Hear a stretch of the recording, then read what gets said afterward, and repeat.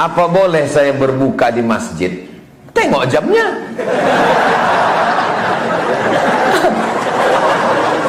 Kalau udah sampai pula jam 6.23, 6.23 berbuka lah. Tapi soalnya sekarang azan ini udah berbuka. Cepat betul.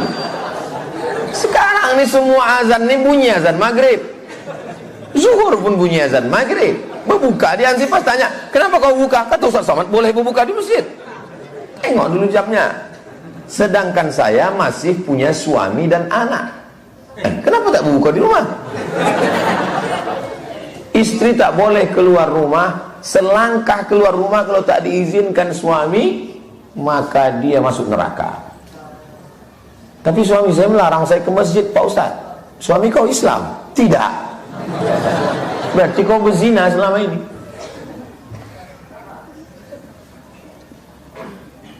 La ta'ata li makhluqin fi ma'siyatil khaliq. Tidak ada ketaatan kepada suami kalau menyebabkan melawan Allah Subhanahu wa taala. Jangan kau masjid, jangan kau pakai jilbab. Aku tak suka nengok bini bertudung macam nenek-nenek. Aku mau kau buka jilbab kau. Rambut buat macam sarang tawon, cat 3 warna merah, kuning, kelabu. Tidak wajib taat kepada laki Fir'aun, hantu begu ganjang macam ini. Maka nikahkanlah anak, kata Nabi, idza ja'akum man tardawna dinahu wa khuluquhu. Kalau kau mau menikahkan anak, tengok sifat laki itu 2. Yang pertama, din, agamanya bagus. Yang kedua, wa khuluquhu, akhlaknya bagus. Karena banyak orang sekarang akhlaknya bagus, sopan, santun, bercakap pelan. Tinggal di mana? Jalan Sudirman. Itu bukan sopan, mau mati. Tapi tak sembahyang. Ada pula sebaliknya, orangnya sembahyang tak tinggal, tapi kasar. Macam Ustaz Somad nih lah, aku tak kasar. Ini bukan kasar, ini namanya tegas. Saya bisa ceramah nih slow-slow, bisa. Jamaah sekalian, marilah kita raih keberkahan. Saya kan tak bisa, aku slow-slow nih. Suami itu 2. Laki saya ini Pak Ustadz, ini masih misteri ini. Tapi kalau dia suaminya sudah makan bagus, anak-anaknya diizinkan suaminya, bang, aku ingin betul lah berbuka di masjid itu. Kenapa? Ada bubur menu waktu aku masih kecil dulu. Namanya bubur pedas. Di Medan, Masjid Raya, sampai sekarang ada tradisi makan bubur pedas sampai sekarang. Pas saya makan, rupanya tak pedas, namanya aja. Orang tuh nakut-nakuti, biar awak jangan ikut. Bagus tradisi. Diizinkan sama suaminya. Pergi aku ke sana ya bang, pergilah. Bagus. Bang, aku mau pengajian ke masjid. Sore-sore ada pengajian di masjid kita, Masjid Raya. Aku ke sana, anak abang mandikan, pel lantai, bersihkan semua. Iya deh. Kalau ada laki model macam ini, itu insya Allah tak kena azab kubur. Pas mau diazab, kata malaikat, yang ini tak usah, dia udah azab kali udah.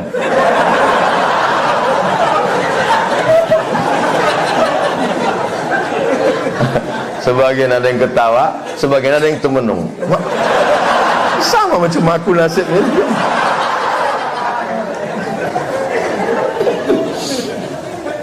Apa hukum puasa atlet bela diri yang bertanding saat puasa? Muhammad Ali bertinju saat puasa, menang. Muhammad Ali, cari Muhammad Ali bertinju sedang puasa, menang. Ini udahlah tak puasa, kalah pula. Apa itu? Pasukan perang Badar melawan kafir musyrik kapan? 17 Ramadan. Tak ada ikhtilaf antar ulama. Yaumal Furqan, yaumal taqal jam'an. Pasukan Mesir mengusir tentara Israel tanggal berapa? Asyir min Ramadan. Diabadikan nama kota di Mesir. 10 Ramadan. Menang. Melawan Israel. Menang. Melawan musyrik. Menang. Indonesia kapan merdeka? 17 Agustus tahun 45. Itulah hari kemerdekaan kita. Betul. Tapi 17 Agustus bertepatan dengan 9 Ramadan. yang berteriak, yang mengerek bendera, yang menyanyikan Indonesia Raya, orang yang sedang berpuasa. Orang yang berpuasa itu tak takut mati, menggelegar suaranya, serang Belanda. Orang kenyang mana bisa teriak? Serang Belanda.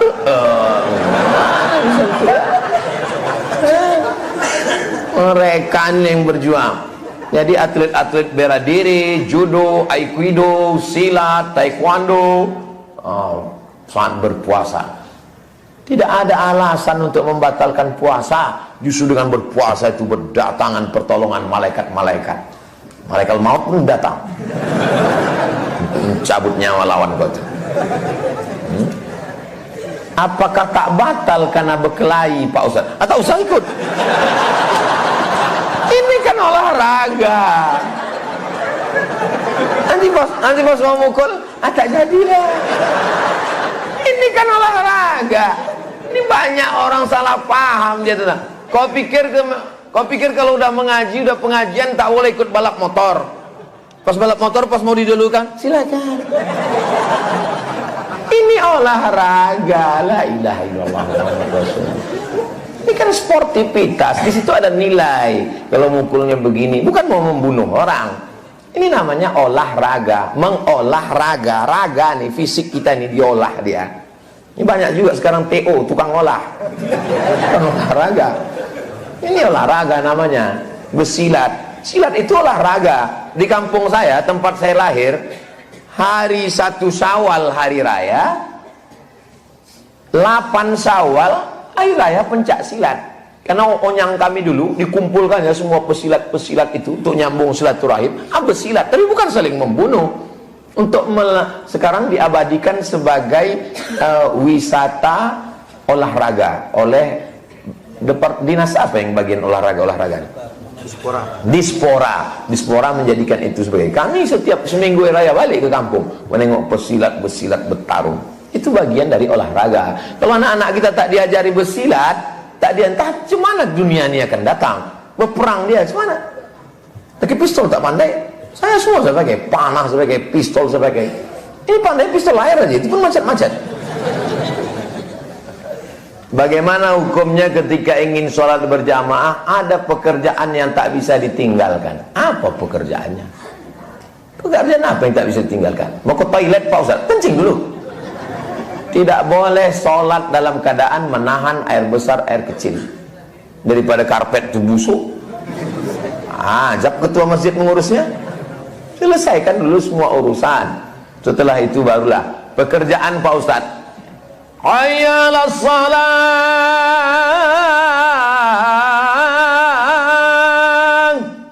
Kau tak ke masjid? Waktunya panjang. Tapi kalau atasannya yang manggil, siap. Kau hamba Allah apa hamba atasan? Yang mengasih makan kau siapa? Ini perlu tauhid, yang sampai rusak tauhid kita kepada Allah Subhanahu wa taala. Ini banyak orang bukan main. Allahu Akbar. Salat asar jam 6. Kata malaikat, kau serius nih? Allahu Akbar. Allah Maha Besar. Gombal.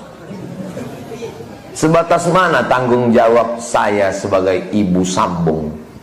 Apa batasan saya anak-anak sambung? Apakah punya hak dalam sebagai ibu sambung? Apakah saya punya hak dalam rumah suami saya, Pak Ustadz? Ibu menikah, lalu kemudian ada rumah, maka ibu tinggal di rumah bersama suami itu. Suami tak boleh mengeluarkan istri sampai dia melakukan nusyuz, durhaka, berselingkuh, na'udzubillah, melakukan perbuatan maksiat. Tak boleh suami mengusir istrinya. Maka dia punya hak di situ. Menikah ibu dengan bapak, begitu selesai akad nikah, mati. Maka ibu mendapat 1/4 harta bapak kalau tak ada anak. Berapa harta bapak tuh? 1 miliar. Ibu dapat 250 juta. Banyak juga jatah kami ini Pak Ustaz. Ya, udah aku kasih tahu sekarang. Jaga-jagalah bapak tuh. Kalau ada anak, ibu mendapat 1/8, 125 juta. Itu kalau pakai hukum fikih. Tapi hak ibu sekarang dibantu diperjuangkan oleh KHI, kompilasi hukum Islam. Sebelum jatah itu dikeluarkan, dibagi dua dulu. Dibagi dua dulu pencarian bersama sejak nikah sampai meninggal. Apa nama hartanya? Gono gini. Apa artinya? Kau begono, aku begini. Begitulah hebatnya Islam membagi jatah ibu. Jadi ibu jangan merasa menumpang di rumah itu. Rumah itu milik ibu. Kalau bapak itu meninggal, ibu ada jatah. Dijual, dibagi. Harta warisan namanya. Dalam Islam perempuan tidak diwarisi. Sebelum Islam datang, perempuan diwarisi. Diwarisi kepada anak. Zaman dulu orang Arab, kafir musyrik jahiliyah itu istrinya banyak sekali. Namanya poligami unlimited edition. Umur 70 laki-laki menikah dengan istri terakhir umur 17, maka istri yang terakhir itu diwariskan kepada anak pertama dari istri pertama. Begitu dulu hukum jahiliyah. Begitu Islam datang, anak tak boleh menikahi istri bapaknya, karena istri bapaknya dianggap sebagai emaknya, mahram mu'abbad sampai hari kiamat. Haram dia menikahi emak tirinya. Dan kemudian perempuan tak boleh diwarisi, malah dia mendapatkan harta warisan. Jadi yang mengangkat harkat martabat perempuan pertama di dunia adalah Nabi Muhammad sallallahu alaihi wasallam. Ibu banyak-banyak berselawat untuk berterima kasih kepada Nabi Muhammad sallallahu alaihi wasallam. Bagaimana dengan anak saya ini Pak Ustaz? Ibu dengan anak ibu itu tak batal air wudhu menurut mazhab Syafi'i.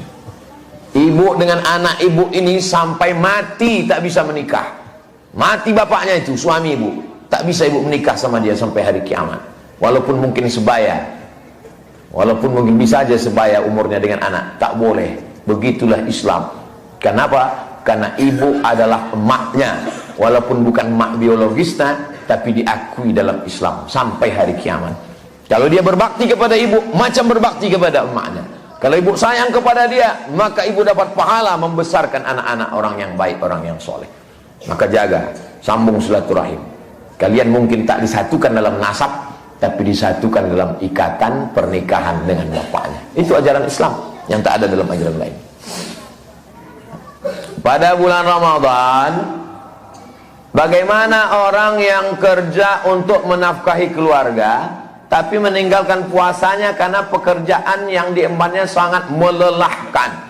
Bagaimana pekerjaannya itu, Ustaz? Apakah boleh atau tidak? Sebentar ya, ini agak serius sedikit. Nanti kalau saya jawab asal-asalan, alah ngarang deh itu. Ini udah saya tuliskan satu makalah, udah saya presentasikan di IKMI, di MDI, Majelis Dakwah Islamiyah. Saya kirimkan ke Ustadz Asrori. Nah, ini dia. Saya kalau ngasih pembekalan harus ada bahannya.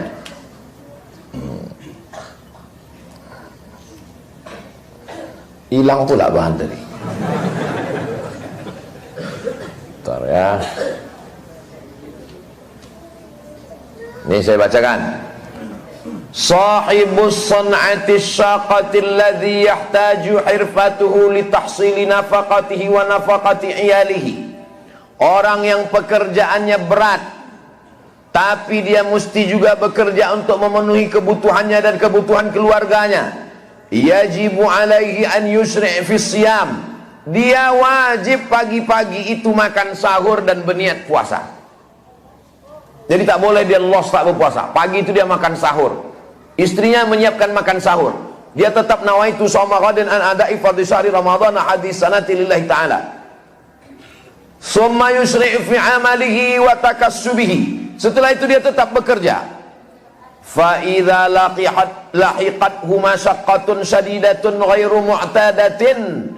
Ketika siang hari tiba-tiba dia mengalami kesulitan, tamna'uhu min itmami shaumihi, tak bisa dia menyempurnakan puasanya, jazalahul fitru, barulah dia boleh berpuasa siang itu. Diteleponnya bininya, "Dek, ampaknya abang udah mau mati nih." "Ah, bukalah bang, buka. Ah, buka aja. Nanti kembali tak usah kau masak ya." Setiap hari begitu. Mungkin hari itu aja, besok dia nanti. Jadi bukan asal-asalan. Tak usahlah kau masak sahur, aku kerjaku berat ini, nampaknya di siang nanti udah mau mati nih. Bukan mau mati, belum mati lagi. Ini Ustaz ambil dari mana ini? Nama kitabnya Al-Fatawa Al-Hindiyah juz 1 208. Lihat juga Hasyiah Ibni Abidin juz 2 420.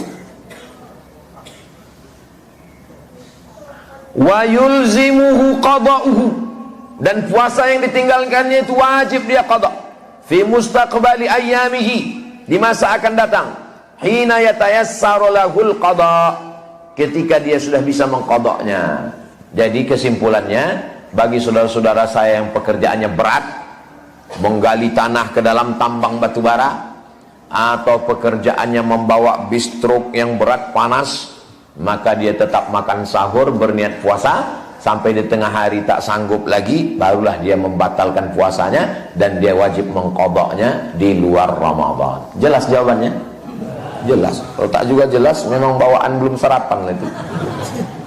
Habis Ustaz Anam? Habis Ustaz.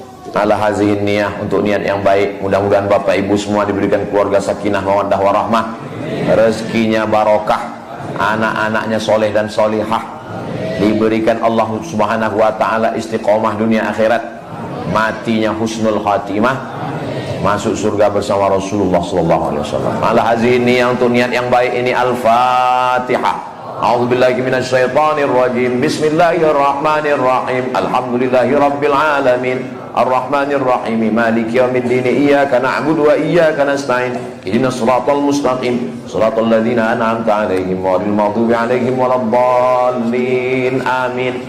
Allahumma shalli ala sayidina Muhammad wa ala ali sayidina Muhammad.